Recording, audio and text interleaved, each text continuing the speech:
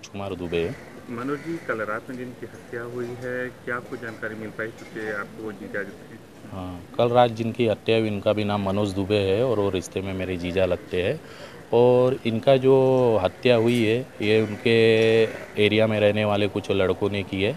और ये इसका जो मेन मकसद है ये फेसबुक पे चले हुए पोस्ट की वजह से हुई है। मनोज दुबे जी ने कल कुछ मतलब कांग्रेस के साथ में एक पोस्ट दिया था जिसमें बताया गया था कि 2019 में उनका कहना था कि कांग्रेस की सरकार बनेगी और कांग्रेस का ही एमएलए चांदीवली में फिर से आएगा। तो इस पे नाराज़ होकर कुछ बीजेपी और बजरंग दल के कार्यकर्ता ने अपना नाराज़गी बताई और उनके पोस्ट पर उल्टी सीधी कमेंट करी, जिसके वजह से ये विवाद बढ़ा और विवाद इतना बढ़ गया कि जिसके वजह से तलवारबाजी हो गई और मनोज दुबे की हत्या हो गई। सिर्फ ये राजनीति कारण लग रहा है हत्या का सिर्फ और वजह? सिर्फ राजनीति कारण है, क्योंकि मनोज दुबे जी मेरे जीजा थे, मैं अच्छी तरह से जानता हूँ।